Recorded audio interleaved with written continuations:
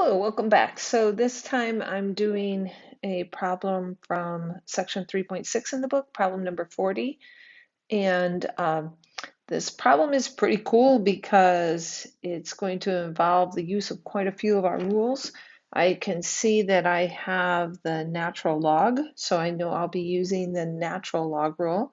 I can see that I have a power here of some quantity, so I'll be using the power rule. I see that I have, this division here, so I'll be using the quotient rule. And since this function a at t is made up of a composite situation where I'm not just taking the natural log of a variable, I'm taking the natural log of another function. And then that function itself is not just a simple variable raised to a power, but it's a function raised to a power. I can see that I will be needing to use the chain rule a couple of times as well. So a lot of fun stuff to look at here. So let's start with dealing with this outside function that says I have the natural log of something, whatever that thing is.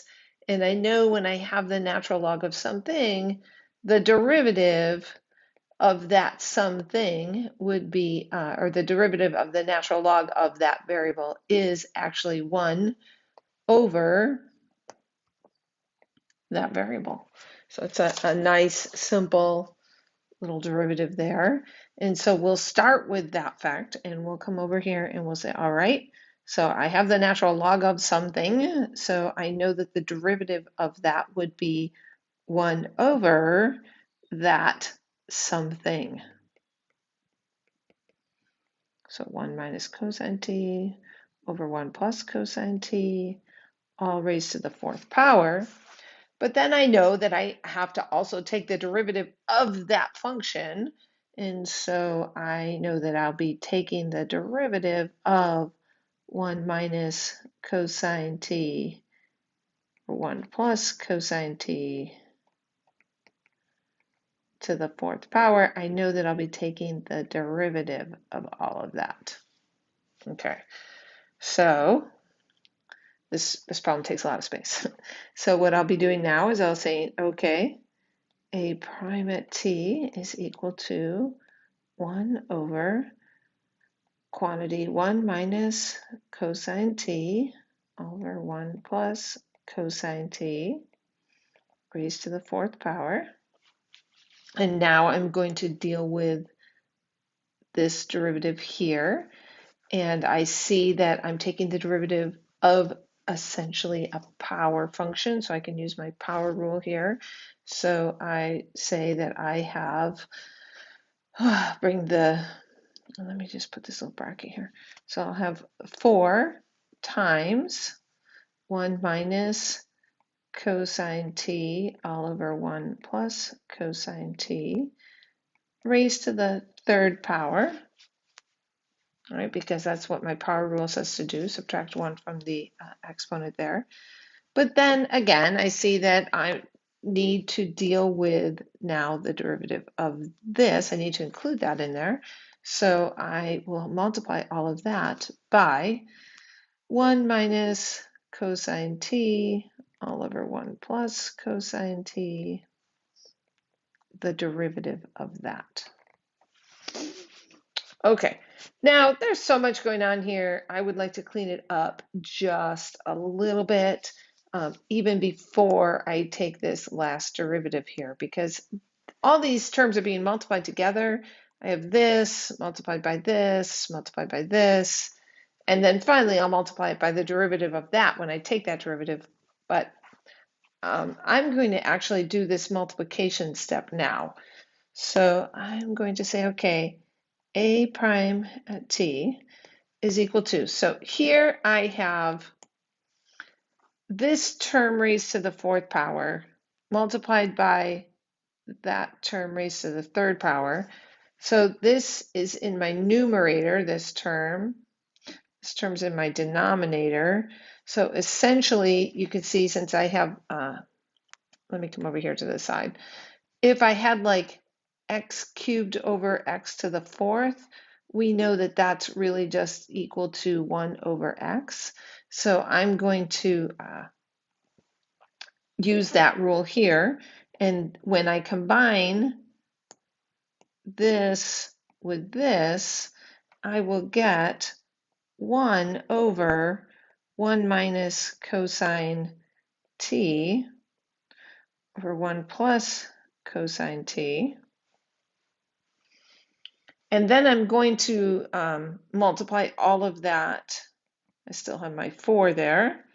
And then I have the derivative 1 minus cosine t all over 1 plus cosine t prime.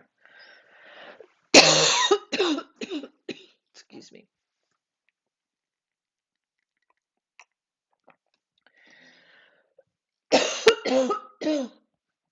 Okay. I want to clean up a little bit more. We know that this term right here, 1 divided by a fraction, is really just the reciprocal of that fraction. So I'm going to rewrite this as a prime of t is equal to 4 times 1 plus cosine t all over 1 minus cosine t. A little coughing spell there. Hopefully I was able to cut most of that out from the recording. And so I'm going to continue on here.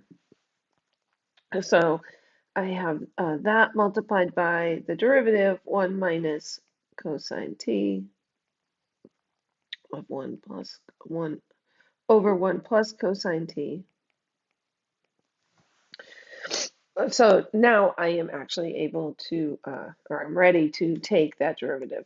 I could have done it before, but I really wanted to clean up some of that extra algebra so that I just have more room on my paper here. All right, so now I can see when I'm taking the derivative of this term right here that I have the quotient rule comes into play here. And so the quotient rule, there's just so much going on in this problem. It's awesome. So I have a prime t is equal to 4 times 1 plus cosine t all over 1 minus cosine t. And then I know when I use my derivative rule, it says that what I need to do is start by taking the derivative of the numerator. So the derivative of 1 is 0. Then I take the derivative of negative cosine. Well, the derivative of cosine is negative sine. So since it's negative that, I would be left with simply sine t. So that is the derivative of the numerator is sine t. And then I multiply that by the denominator itself, 1 plus cosine t. Then I subtract from that the numerator, which is 1 minus cosine t, multiplied by the derivative of the denominator.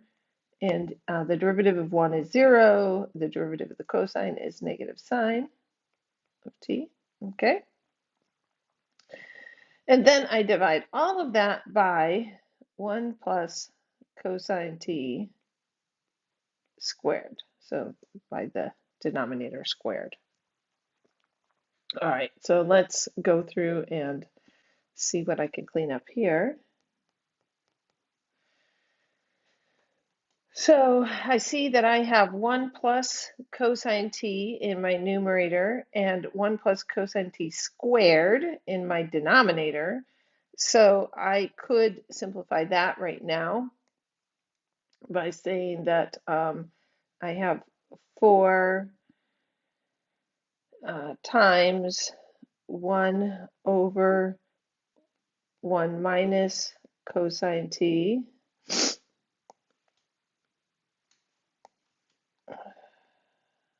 And then I have another 1 over 1 plus cosine t.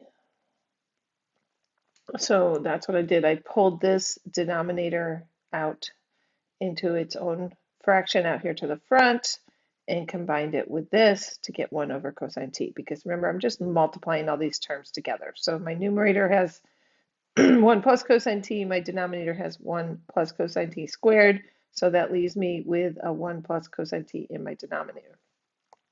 Now I'm going to come back over and look at this. And so this would give me, I'm going to have to like clean up this numerator a little bit to see what I have going on up here. So I'll start by distributing this term like that. And that would give me sine t times 1 is sine t plus sine t cosine t. And then I have minus. Now, if you look here, you see that you have minus and then minus negative sine t. So that really then is just telling us that we have plus,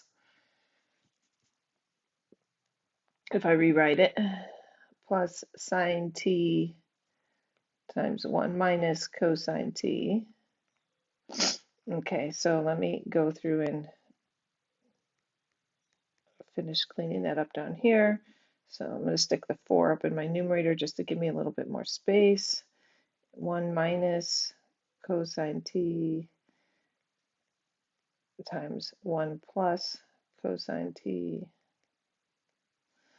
And then here I have sine t plus sine t cosine t plus, now I'll distribute this term, this sine t, and I get another sine t minus sine t cosine t. All right, so this probably will need to go to another page, but let's see what else I can do here first. So here in this first part, I have 4 in my numerator, clearly. So I'll leave that there. And then in my denominator, I have 1 minus cosine t times 1 plus cosine t. And when I distribute that out, I end up with 1 minus cosine squared of t. 1 minus cosine squared of t. And then all of that is being multiplied by, and let me look at this, I have sine t here, plus another sine t here. So that's 2 of those, 2 sine t. And then again, let's see what else is left. A plus sine t cosine t minus sine t cosine t. So that's gone. That is 0. So that ends that. Oh, how nice. So now I can say, multiply this together. 4 times 2 is 8. So 8 sine t in my numerator. And then it just so happens that 1 minus cosine squared is actually equal to sine squared. And that goes back to your Pythagorean identities, where you learned that sine squared t plus cosine squared t is equal to 1. And so if I have 1 minus cosine squared t, that actually becomes sine squared t. And now I have sine of t in my numerator, sine squared t in my denominator. So that leaves me with 8 over sine t, and that is my derivative of this function. And look at that, I didn't need to go to another page after all. It simplifies out nicely to that. So pretty fun problem, a lot going on. Just for a quick review, we use the natural log rule, we use the quotient rule, we use the chain rule twice, and then we use the trig identity at the end to clean it up. So fun stuff.